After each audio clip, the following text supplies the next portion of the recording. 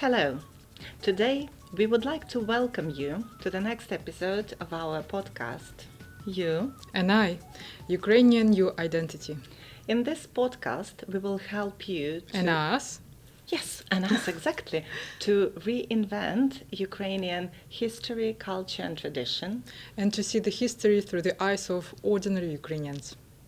My name is Zhenya. I was born in Kiev and I've been living in the UK for the last 20 years. My name is Mariia and I'm a refugee from Sumy.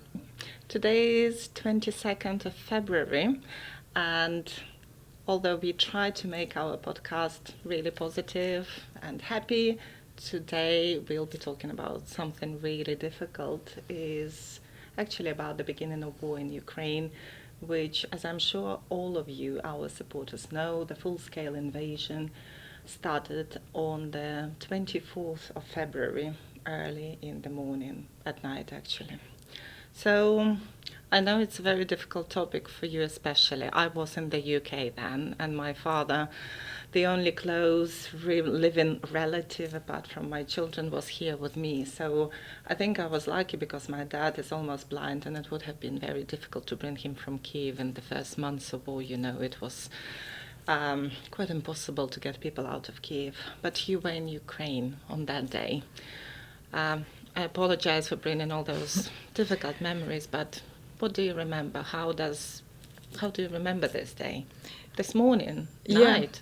Yeah, I would say I want to start from a little bit earlier. You moved to your house, I see. Yeah, I just start my new job, new position. And I remember that I meet those director of the school, and she and people around were kind of nervous and stressed, Anxious, and yeah. Nobody understand what is going on, but everyone feel that something's wrong. And I remember that I talked to her privately, and she told me something like, I don't know how to explain that, but I feel that somehow I decided to clean up the basement. I said, like, what do you mean? Basement of the school, because it's a proper shelter. It's like, what? And I worked for the government that moment, and my boss, she told me like, oh, your husband will go to Saudi Arabia for the show, so maybe you can send your son with him. I was like, what? Why you said to me that? And she says like, because the war probably will start. I was just like, and a lot of my friends, because I work a lot abroad in China, and I have a lot of friends from Europe, from Australia, from UK, all of them messaged me like 2 weeks before that you need to go out, the war will start. I just like, oh my God. I working with a museum right now about the Second World War, and we basically, Russia and Ukraine been the same country that moment, and I couldn't imagine that if something like that will happen, my grandfather will just turn in the Yeah, we call it turning it in his grave. Yeah. So the same with my grandma. Yeah, and besides that, I already get used to hear some explosion, because I know that around the place where we live that moment, there's from like both sides, there's a military base. So I know that Ukrainian military have some training at the beginning of the new year. So I get used to it. And I remember I come back home, and grandmother of my husband called and told, have you packaged your stuff for how it's called, like a special emergency bag? Emergency bag. And we just laugh, like, of course no, what are you talking about? And then I was surprised. Yeah. I didn't expect that at all. For me, I think I started kind of believing, but again, I didn't believe until it happened that it was at all possible when embassies of different countries that were obviously located in Kiev and Ukraine started shutting their embassies and calling out people. Yeah. And that was like the a sign. flag to me, Yeah. a sign that something is definitely going to happen, but no one expected full-scale invasion, definitely not. Well, I didn't, my family, and it looks like you didn't either. Yeah, I know a few people, like my friend, whom kind of been really strict, and they prepare everything, like water, fuel, everything. But I wasn't one of them. And so we wake up at 4 a.m. Me On and the my 24th, son, yeah. we just hear the massive explosion really close to us, that our house just do this, shaking. And I straight away called to my friend who's already know, and I didn't believe him, and he said to me, like, yeah, it starts. And because Vyshhorod is like near to Belarus. Yeah, so we can have a look at the map, Yeah, right? yeah.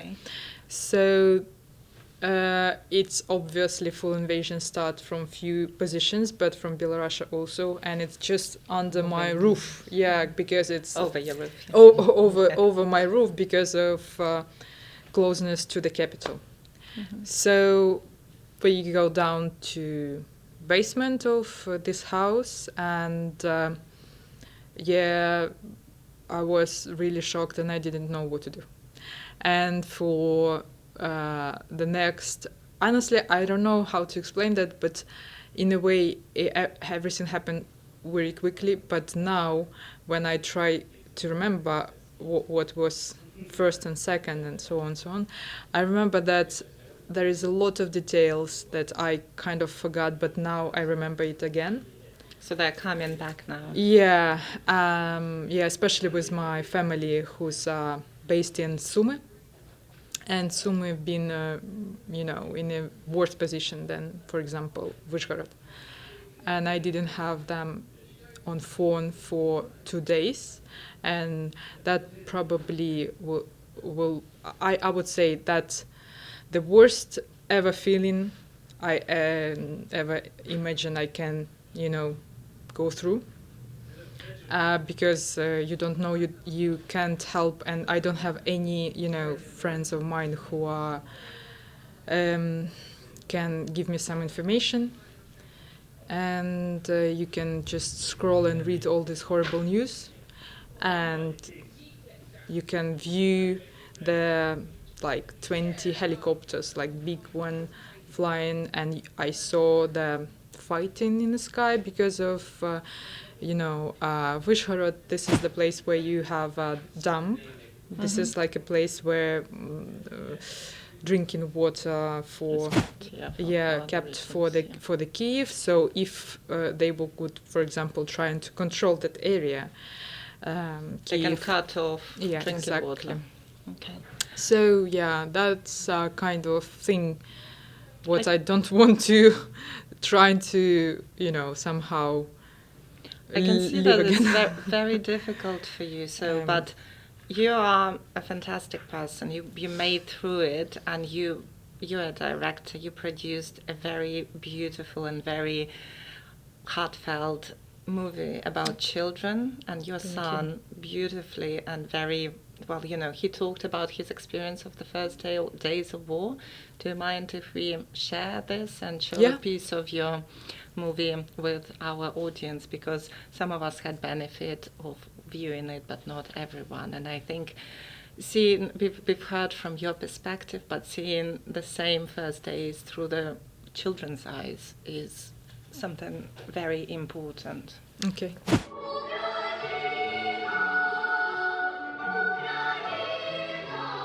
They've come from a war zone.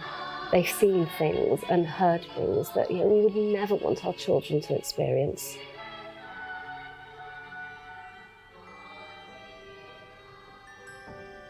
Перед войной мы купили дом в лесу, и было очень удобно ездить на мотоцикле, потому что ты просто сидишь, просто встаешь, сходишь в себе в гараж, догнешь модик, уже влізу. Я завжди хотіла бути художником або дизайнером. Ми однокласниці. Ми були, Да. З однієї школи з Києва. В Україні я вже на цей час 10 років вже займаюся професійно греблою на байдарках и каноэ. Я как бы не видел другого варианта, я только должен попадать в сборную.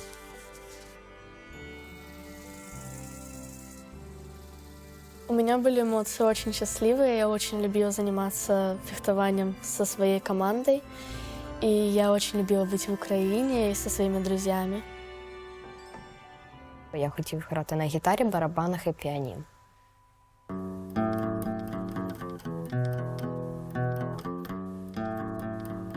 Я занималась, кроме рисования, STEM Cells. Меня она очень заинтересовала, потому что если человечество сможет изучить их настолько хорошо, то мы можем убрать все болезни и изменить тело человека, чтобы оно могло жить дольше. У мене було багато друзів, і на день народження я хотів устроїти по типу вечіринки. От у нас школа, і там поле. І ми там пограємо в футбол разом. У мене 24 лютого день народження. І я думав, що це буде ідеальний день народження. І я дуже засмутився, коли моя мама сказала, що Андрій, просинайся, і почалась війна. Когда началась война, я понимала, что все не будет так, как было. Возле места, там, где занималась фехтованием, уже стоял танк. Мама не верила, что начнется война, а потом я в 4 часа утра просыпаюсь, и мне мама говорит: давай, собирай свой рюкзак, мы поедем сейчас к твоей бабушке.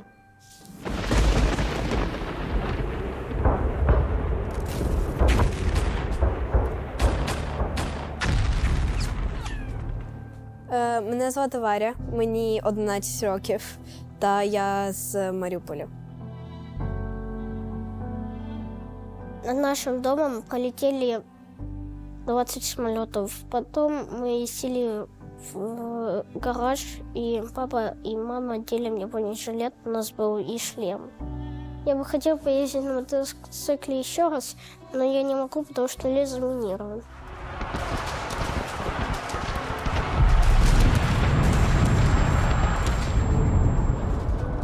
Что-то забыла. Я сначала вообще идей не было, что это. Папа к нам пришел, лег на пол, лежал возле нас практически всю ночь. Ми одразу встаємо, ми не одразу зрозуміли, що це. А мій тато воював в АТО. І мама така каже, типу, Ярик, а що відбувається? Він каже, а це пролетів, типу, військовий літак. І ми зрозуміли, що почалась війна.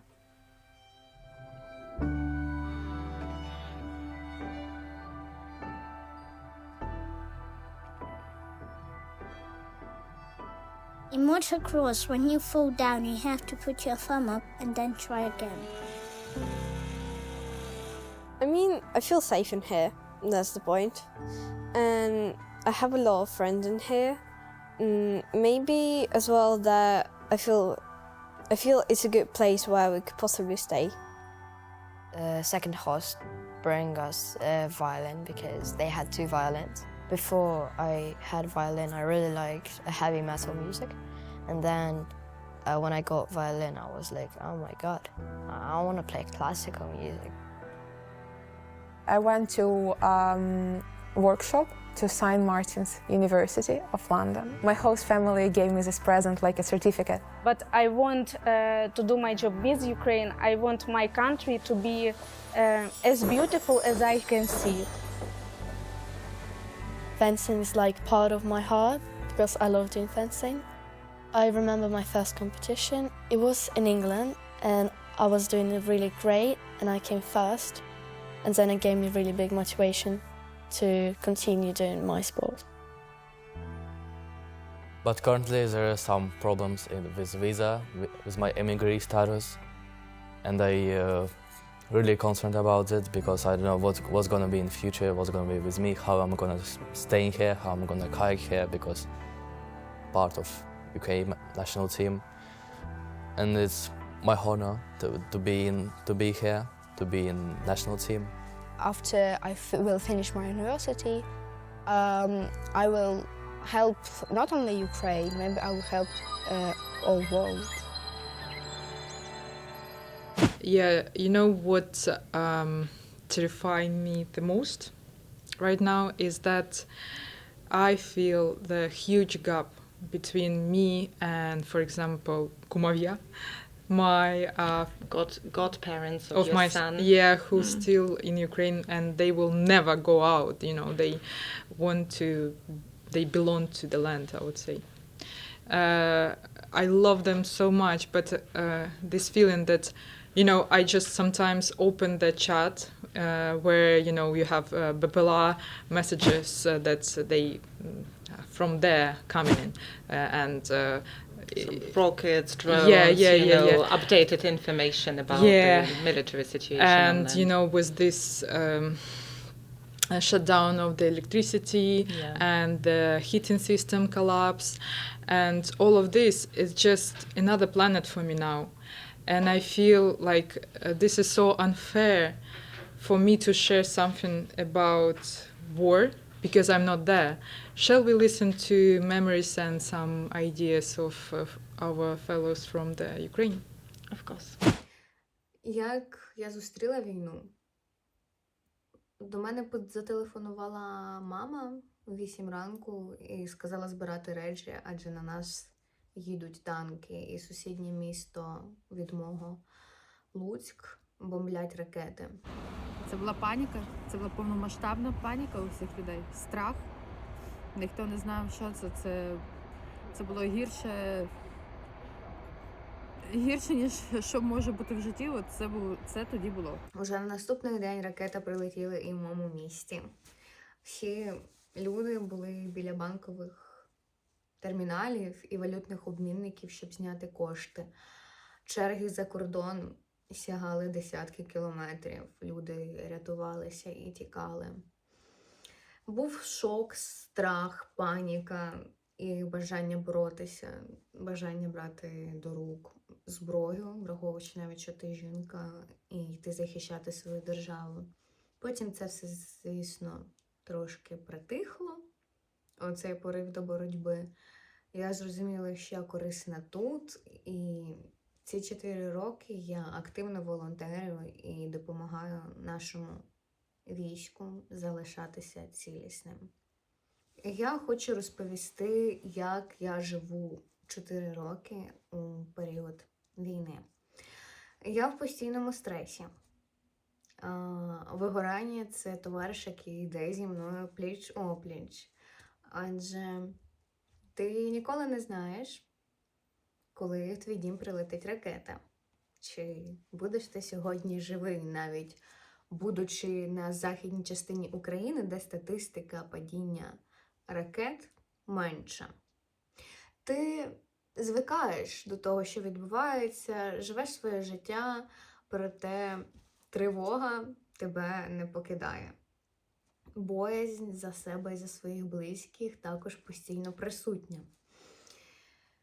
Ми навіть говоримо, що ця війна триватиме вічно, щоб заспокоїти себе і налаштувати на довгу боротьбу без ілюзорних думок про перемогу, яка невідомо чи настане. Звісно, ми віримо в краще, але так спокійніше, коли ти налаштований, що все буде погано ще невідому кількість часу.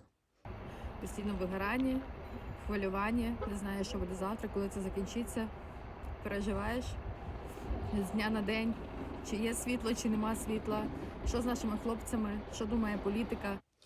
Що я хочу передати людям з Британії, це в першу чергу подяку за підтримку, за можливості, які вони дають для українських іммігрантів, за допомогу і за те, що вони розуміють, що біда може прийти в свій дім будь-якої миті. І сьогодні це Україна, а завтра це може стати навіть могутня і, як здавалося би, захищена держава.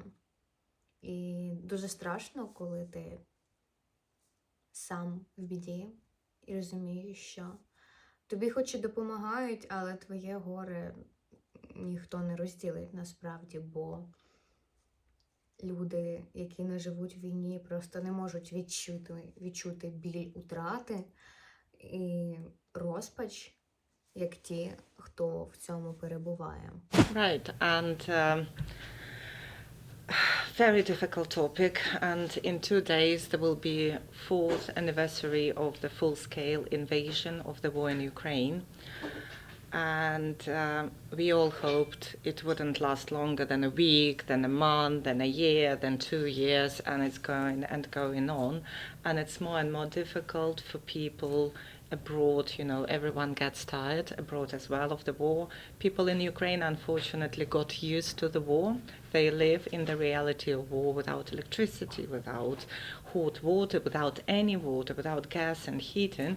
They suffer, but they can't, not everyone can leave the country. Not everyone has an option of going somewhere else and staying in another country. But it's very essential to remind people here that the war goes on. And so I think on the 24th of February, we can do it very efficiently. So do you know what's happened? How do you spend this day? I know the last year, and I'll jump ahead a bit because I am grateful to 24th of February 2025 because that was the day when I met you. So we met and since then became, I hope, good friends and partners in crime. Sorry. But anyway, so you know that in Bath, we every year, the Friends of Oleksandriya organizes a big concert in Central Abbey, in Bath Abbey. And last year you came to stay with us as one of many Ukrainians and supporters of Ukraine, and you filmed. And we can hopefully watch and see a few pictures or maybe little clips from what you did then. It was unbelievable, honestly. You know that I have a friend of mine, Sarah. She, at the 24th of February 2025, meet the Prime Minister of Great Britain and the Deputy Ambassador of Ukraine have been visiting the event what you organize. And I didn't realize the quality of event. Honestly, I was so shocked. So basically, in the positive way, shocked. Of course, you can see it at the video. So one of my friends, Alexandra Dika, been part of the event. She's a wonderful painter and writer, and she created the painting online. And Mariia... Not online, so it was during, let me explain a bit. Live. Live, so it was live. So while classical music was played, which was composed by Mariia and so Alexandra Dika, fantastic artist, I agree with this, the illustrator and so on, you can speak non-stop about her qualities. She was painting a beautiful picture during the show, during the performance, and it was auctioned by the mayor of Bath at the very end, and we managed to raise quite a lot of money thanks to her. And the picture was just absolutely breathtaking. It was really beautiful, filled with Ukrainian style, with lots of symbols, and the colors were fantastic. I cried a few times during the performance because it was unbelievable. I entered the Abbey when the child choir. So there was choir Voices for Life, which is children's choir in Bath and area around. So local kids singing Ukrainian. Podolяночка, remember? Oh my God! Even now I feel like it was kind of like it's such a touchful experience, and I make the video about that, and I feel like I'm so proud. I'm so glad. This is exact showcase of Ukrainian culture and tradition. So can you tell us a bit more of this year event? Yeah, so in 2 days, exactly on the 24th of February, and sometimes it's quite difficult to get people together because last year, you know, it was Monday, which is not a very popular day for going out. This year it's Tuesday, but we made a decision for many years to come because we hope war will be over as soon as possible. But 24th of February will always remain a very tragic day in memories of people related to Ukraine and just everyone in Europe and in the world. So we do hope to carry on with this tradition. So please do come on the 24th of February to Bath Abbey in the evening, and there will be a concert of fantastic music. So this year I brought a little leaflet, so it's going to happen in 2 days. And you can see we called it United 4-piece with letter 4 to show that it's the 4th anniversary of war. And we have It consists from 2 parts. The first part is beautiful string nonet. It's 40 minutes long. It was composed by Ilya Bondarenko, Ukrainian violinist and composer, who was in Kiev when the war started. And he spent some time there, then he left the country as a refugee. Now he lives in London, and it will be the first time that this music is performed on stage. So I've never heard it. I know it's beautiful because I know his work, and it will be really powerful, and I'm so looking forward to it. And he brings from London a lot of well-known musicians. So it will be like top musicians of the country, really, from National London Orchestra and so on. And after that, we'll have a little interval where people could enjoy refreshments, taste honey cakes, which will be made by Irina Malenko. She is actually from Oleksandriya, from Ukraine, and she's just so talented. She produces the best honey cakes. She now has a little cafe in Trowbridge, so if you would like, please do go and try her cakes. It's called Sweet Bramble. It's a lovely little cafe. So people will be able to taste those, sample those cakes. And the second part is called A Woman's War. You've seen it as a little video, but also it exists, and first of all, it was created as a musical performance. So it's visual musical performance which combines 11 interviews taken from 11 women who are refugees from Ukraine in various languages. So it's very multilingual.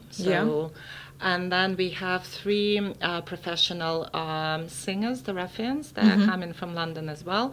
They'll be singing, and then all of it will, of course, there will be music. So the Argyle String Orchestra, which you heard last year as well, it's an amateur but very high quality orchestra in Bath and North Somerset. So they will be playing the music. And then at the very end, the performance will sort of, we are planning, I don't want to give it all away, but there will be immersive performance of a choir of about 60 women who will be singing in Ukrainian together with a huge orchestra on the stage, professional musicians. And so it will be a mixture of recorded testimonies, beautiful singing, beautiful music, and, the setting of Bath Abbey and the sound there is just beyond imaginable. And although, as of course we're trying to make it beautiful, we're also trying to share Ukrainian tradition, make it in something more positive than, war can't be positive, but the only positivity that you can bring out of it, that people know what Ukraine is, people know Ukrainian language, people are interested in the culture and tradition, history. That's why I think what we are doing with you is really important now, because we have people who are looking forward to our podcast to learn more about the culture of Ukraine. But also we create an opportunity for Ukrainians to get together, for supporters of Ukraine to get together. We will also do an auction this year, but it won't be a live produced picture. You know Banksy? Yes. Of course. So, and some time ago, Banksy went to Borodyanka. So shall we give some information about what happened in Borodyanka on the first day? So let's listen to it, and then I'll come back to why I mentioned Banksy. The elusive British artist Banksy has unveiled his latest work. A gymnast painted onto a bombed-out building in Borodyanka, on the outskirts of Kyiv. The latest piece appeared on the artist's Instagram, with the caption, Borodyanka, Ukraine. A number of murals in the style of Banksy have appeared in and around Kyiv, prompting speculation the artist may be working in the country. So, as I've said, Banksy went to Borodyanka. And Borodyanka, located about 60 kilometers from Kyiv, so it's a town, it's quite a small town. I know it really well because I have a cottage house not far from it. And every time when we went to our dacha, cottage house, which is located in a very beautiful location, lakes and woods and so on, we drove through Borodyanka. The biggest shop where we went to buy food is in Borodyanka. So I know it really, really well. Every time we drove through it, we went there to get supplies of food. And so I think it was in 2023 in summer And I actually went to Borodyanka to see what happened to it after the war, and it was completely... I've got a video, and actually we can have a little look at what I recorded. And it was just... my heart was broken, destroyed, multi-storied buildings, huge holes in the buildings. The remaining buildings had no glass in the windows, you know. It's just... And I think what I found the most difficult is that on that day it was really sunny. And you see the beautiful blue sky, gorgeous sunshine, black destroyed building, and opposite it, a children's playground, and children happily play there. And you think, how these children can... you know, what will happen to them? They grow in the reality surrounded by destroyed buildings, and they play in this reality. Is that the reality that we want for our kids? Of course not. So anyway, I moved away from the topic, but at a similar time, I believe Banksy went to Borodyanka to see the destruction that was made by the Russian army, and he painted on the wall of one of the destroyed buildings a fantastic painting. So you can see it now on the screen. And so one of the volunteers went and took a picture of it and produced...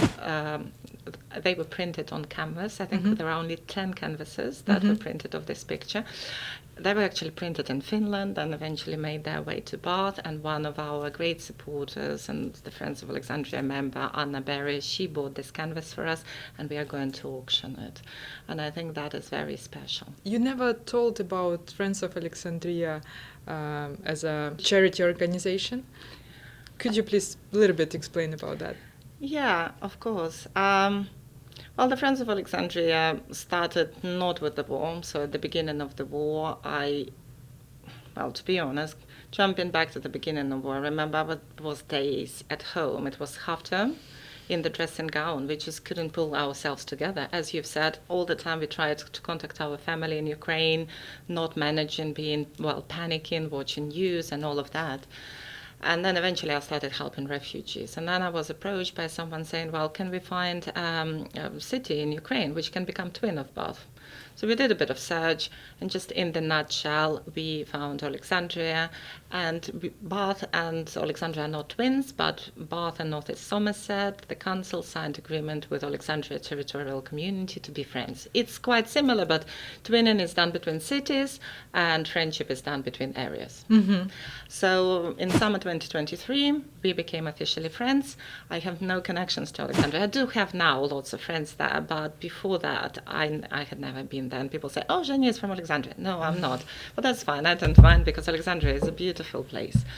And after that, we put together, it was in January 2023, in the very beginning, that we got together as a little charity and started working together to support Oleksandriya. And now, actually, we are supporting more than just Oleksandriya, other places as well. So we sent some gifts to the children from occupied village Vesela, who now moved to Zaporizhia and so on. Yeah, so we are trying to do quite a lot of different projects. So we have cultural projects like music events. We produced a book, which was mentioned before as well. So we sent vehicles to Ukraine, to Oleksandriya. We sent lots of generators to help with hospitals, and so on. So we have all sorts of different projects. How people can find you, and how they can donate and support the project? Well, actually, it's very easy. We have our webpage, which is now being redone. It's beautiful. I believe in that. I was involved in putting it together, but yeah. So it's friendsofole.co.uk. So if you go to this webpage, and you can see it on the screen as well now, you can go to the page donate, or you can just contact us and become a member and get involved in any of the projects you find are close to your heart.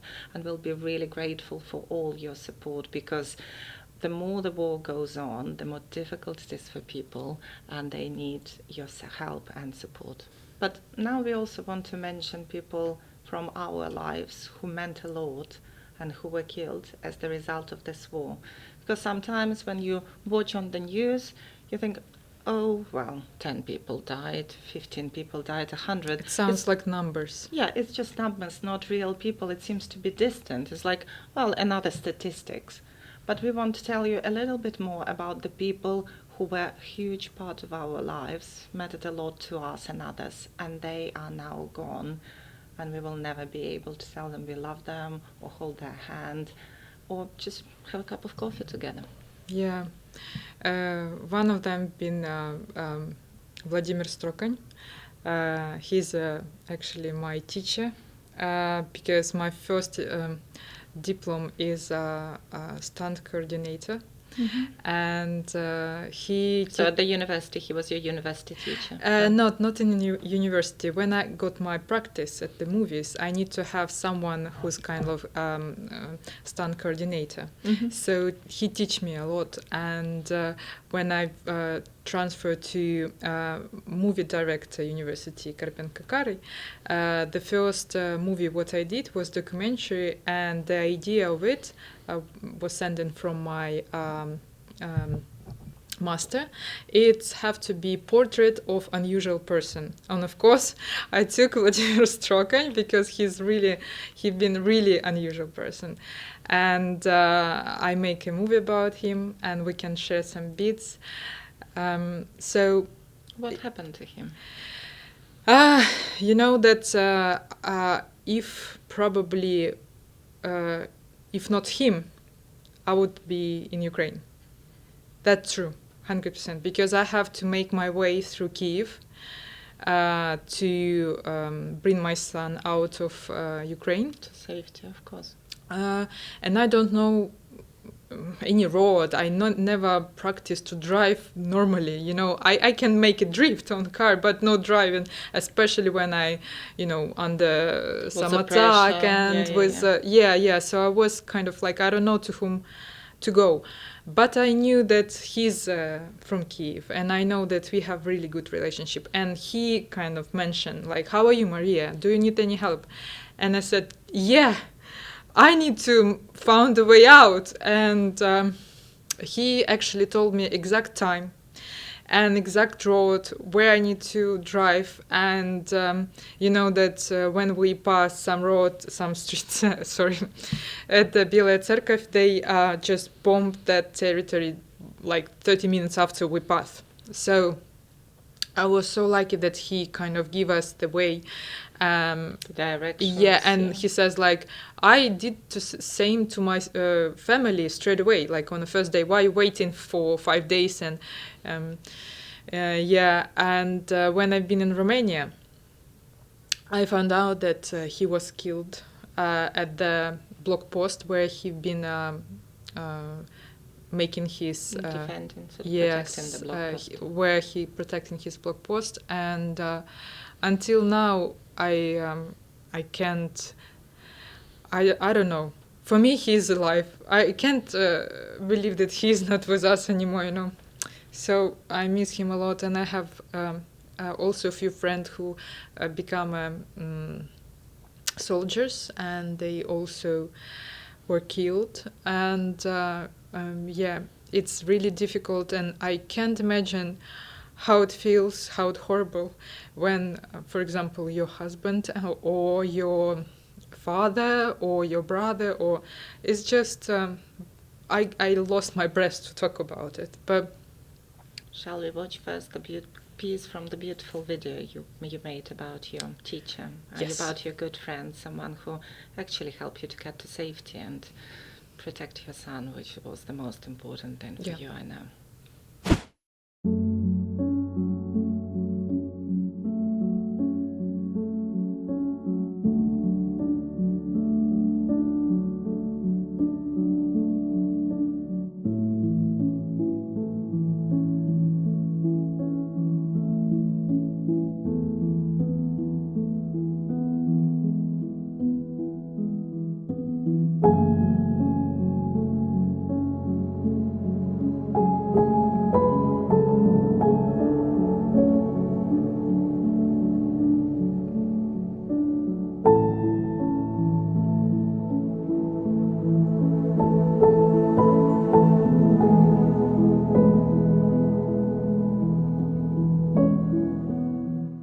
Thank you for sharing this with us. I actually know about a bit of your story, but do you mind to talk about it? Yeah, when the war started, as I've said, my closest family was with me in the UK, my children, my father. But my father comes from Zaporizhia, as I mentioned before, and I have quite a lot of family in Zaporizhia. It took me a while to persuade my cousin, Andriy, to send his children here so we could look after them. And his son, Alex, lives with us. And the older girl, Sonia, daughter, who was from previous marriage, she went to live in Bristol with sponsors that I found from them. And it seemed like we took those kids to safety, and they were doing really well. But then Sonia had a man whom she loved in Ukraine, and her heart took her back. They got married. She had a beautiful baby, Adam.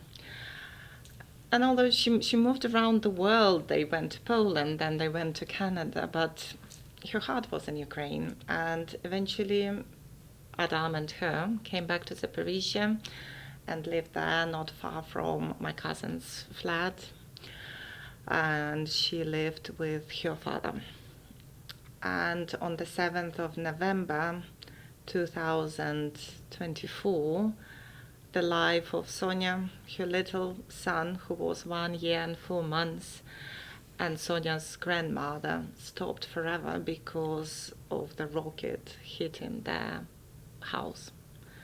So it was something, it's like impossible to believe, and the timing, you just don't understand how it's possible, because half an hour before a missile actually hit the building, it got under their flat, exploded, and turned the whole house into rubble. It took more than 12 hours to find their bodies, and they were non-recognizable. And grandmother took little Adam for a walk. They were in the park. They could have stayed maybe for another half an hour, but then it was time to bring him back, to give him lunch, to change him, put him to sleep for a day nap. And exactly the missile hit the house when they were looking after that fantastic, sweet little boy. And this is just one example. In the same building on the same day, other lives were stopped forever. So there was another flat with a young couple, they were killed, and the woman's father was killed, and a child was thrown out of the window and survived, and now lives with mom's sister, with aunt. And it's only example of one family, and that's the real cost of war. It's not numbers, it's not statistics, it's actual lives which stopped forever. They won't smile, they won't be happy, they won't be sad ever. It's it. Their lives stopped. And I would like, if we have time, to share a documentary which was recently produced by Sonia's relative about their lives.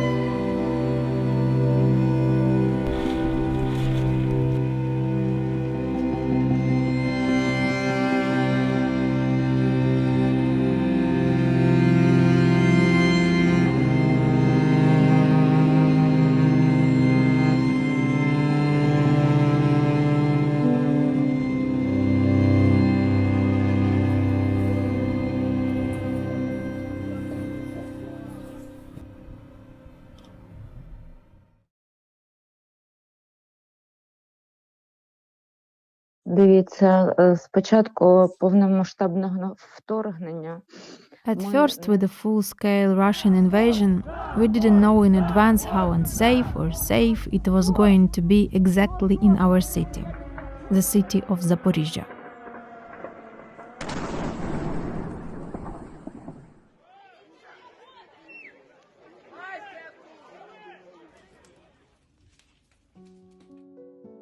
So my daughter Sonia moved out of Ukraine to the UK with my son, her younger brother, as we have relatives there.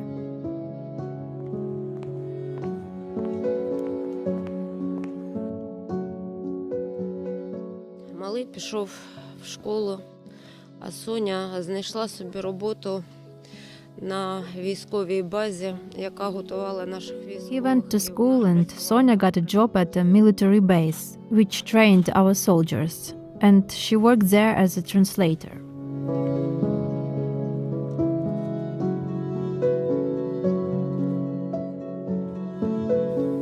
But after a few months, she decided to come back to Ukraine because she missed her family and dreamed of working as a psychologist to help those with trauma from the war.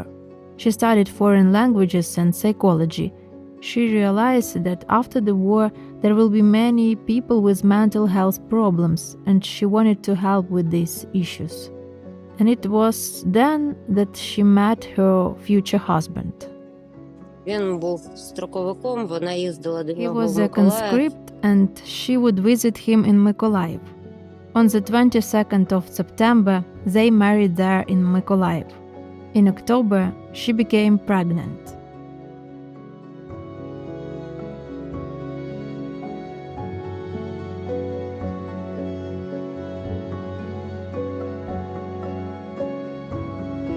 Народила Адама. Це була найкоханіша дитина. On the 16th of June 2023, she gave birth to Adam, her most beloved child. Adam, he was very nice. He was developing very fast.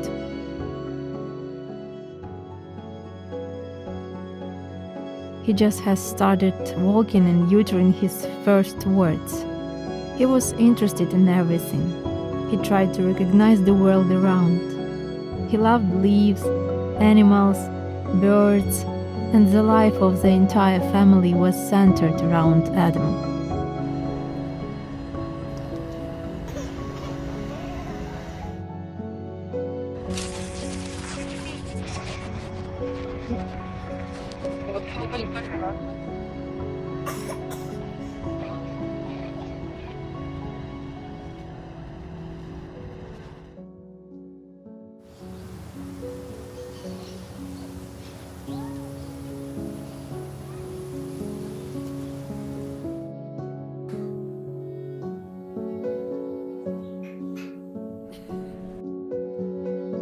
When Adam was born, he became real for his great-grandmother, Tatiana. She came to visit the family almost every day and rejoiced at his every little achievement. My parents, they were pediatricians. They dedicated their entire life to saving lives of children. She used to come to them on work days to help with baby Adam, to take care of him.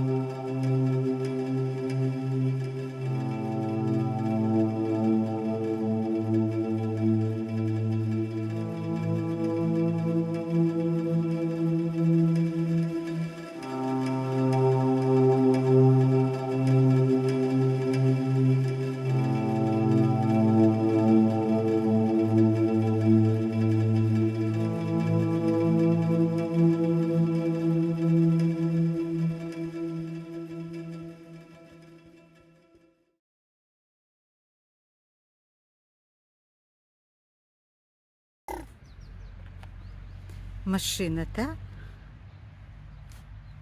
А ну що ти, навіщо ти знімаєш шапочку? Адам, буде холодно. Холодно буде. Ага, не зміг надіть.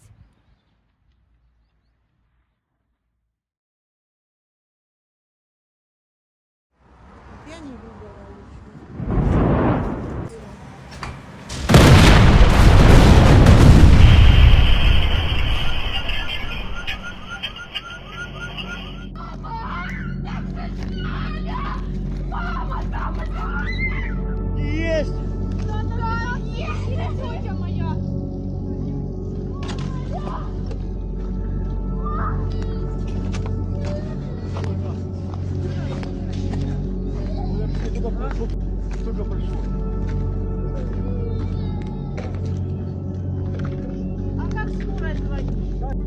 103.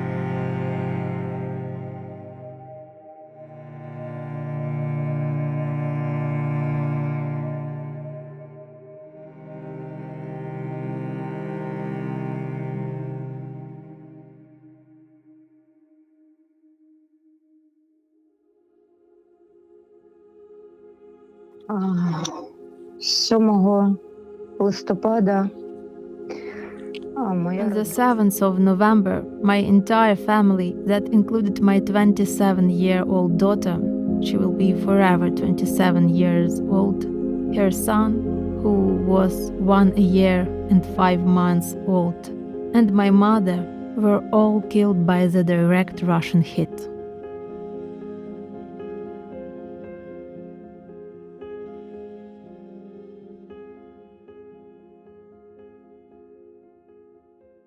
Я не знаю, як ми без них будемо жити.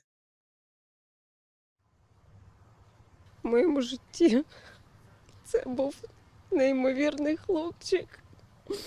Він був такий розумний. Годину ходив отут, аж потім я зрозумів, що тут нічого немає. Все життя пропрацювала лікарем-педіатром. Вона рятувала дітей. Вона вивчала студентів. Кращої матері не було в світі. Останній вечір так я помітив, що він вже його то буц. Думаю, о. І все, що то Думаю, ну зараз ще трошечки і вже заговорить. Вчитись розмовляти.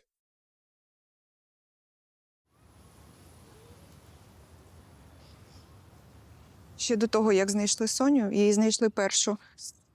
Тут були завали, і ковшом перевозили просто речі на цю кучу, скидали.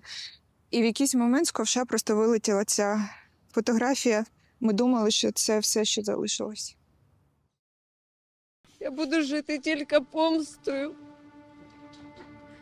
Я буду жити помстою заради пам'яті своїх рідних мамочки, дочечки і онука, щоб це припинило своє існування.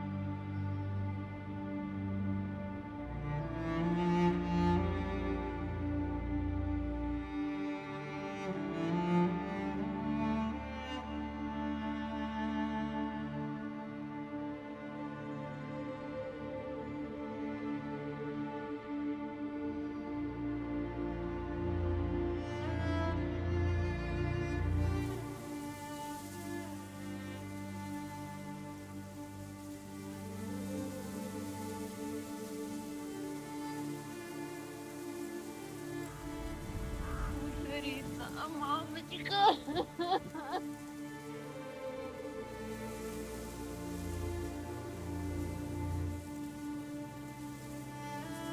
Мамулечка. Оце мій Адамчик.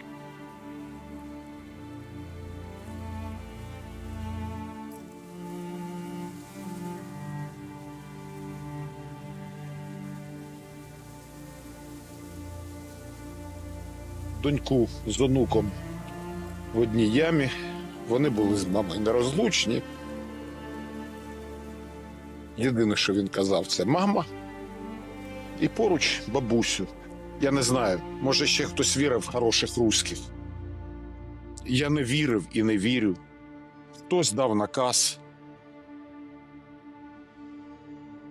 I saw them very seldom, and it's a big pain for me. And I thought that after the war, I will do what I want, and I will spend a lot of time with people whom I love, but I won't.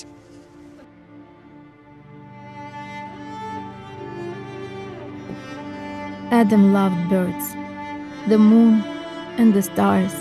He should be here, laughing, loved and alive.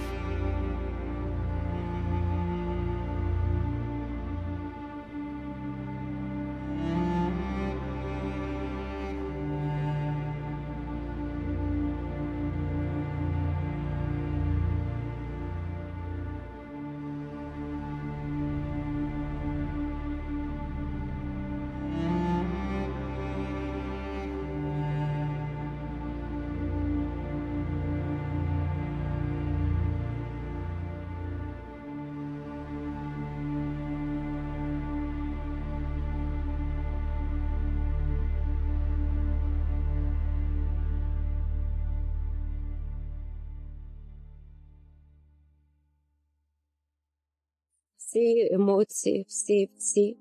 Це дитина, яка дарує тобі всі барви життя. Вона мені кожен день сказала, як він кожен день краще ходить. Він почав бігати.